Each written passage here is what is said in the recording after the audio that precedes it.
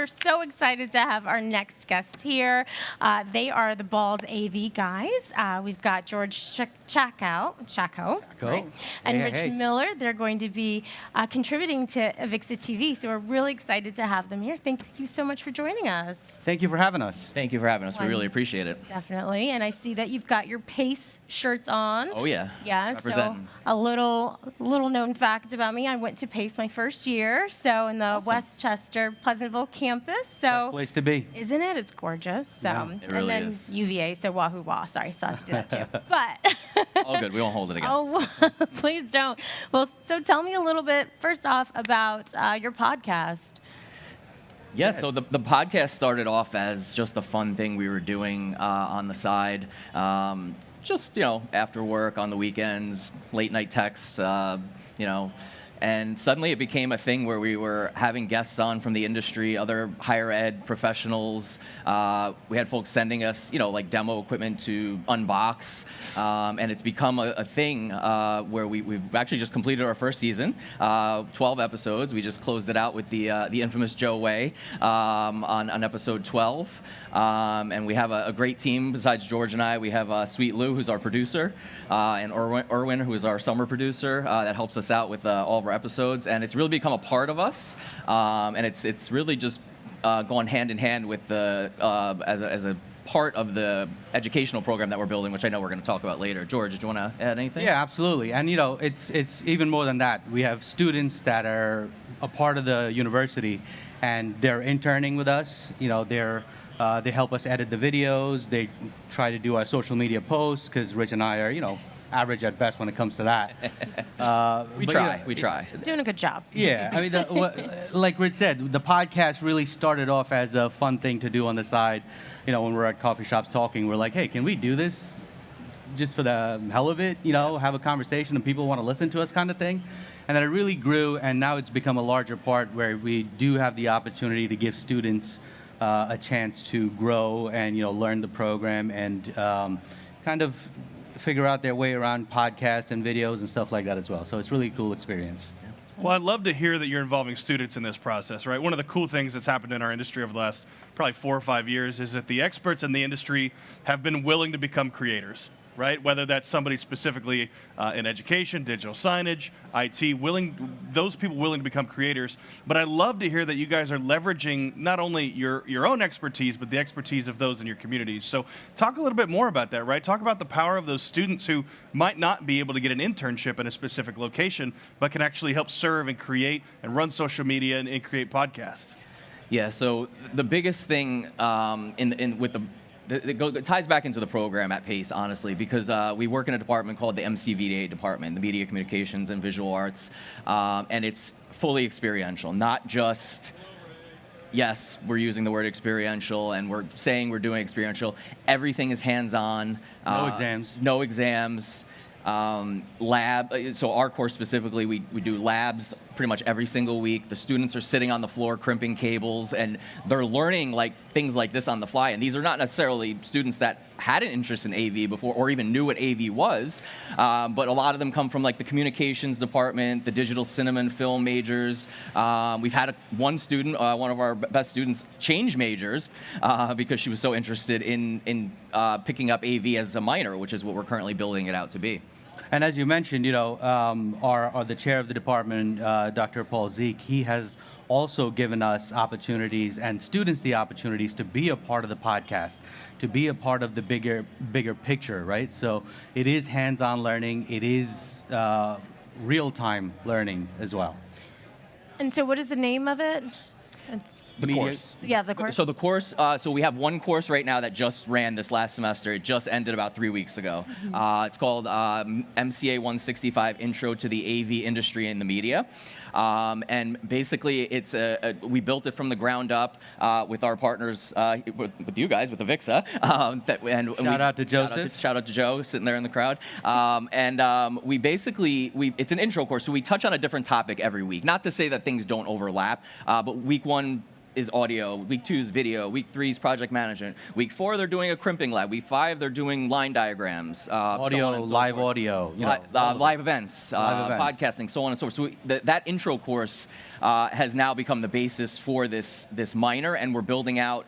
One more course just got approved. That's running in spring of 24. It's more project management based, and then there's a third one in the pipeline, which should be approved shortly as well to kind of round out the minor. Well, George, I want to ask you about that, right? One of the things that our last segment was about bringing talent into the AV industry, right? It's much easier to teach some of those hard skills, whether it's crimping, whether it's audio editing, video editing. Talk a little bit about how you discuss things like the channel and the buying process and the project management process. How do you introduce that and bring them into that ecosystem that they're probably not familiar with at all? Absolutely. That's actually a great question. And again, this goes back to that experiential learning, right? And eventually what I want to get to is our absolute favorite yet to come course. But I'll get to that in a second. But to bring you this, just teased yourself. Yeah, I did. That was gonna be mine I didn't want to get ahead of myself. You don't realize it is so exciting. You can see I'm about to jump out of my chair here. see. Don't fall. I'm going to make sure he doesn't fall. Don't fall. Yeah, please, thank you. Just make sure the mic doesn't fall off. The most exciting part, which is yet to come, the way we're going to get there is the students, the experiential learning portion of this is they're sitting there and they have to say, okay, here's a line diagram, right? Here's how I'm going to get to this design. Here's how my... Then the question becomes, all right, you have the design. What are you going to do next? How are you going to tell me that you need to do X, Y, Z in this room? What is your reasoning? And they have to sell that to us, right? And a lot of this is, just to give you an example, a lot of this is also having fun while you're doing it, and that's what the students enjoy the most. Yes. So for example, we had a live streaming class, and we had the students stand up and sing us a song. We asked them all to sing Ave Maria or the national anthem, whatever it is. And they went live on Facebook, and next thing you know, their first grade teachers are jumping on and saying, we knew you would make it, or stuff like that. So it's just like having fun, but it's really true story. I'm not making it up. His dad also jumped on and said, what the hell are you doing?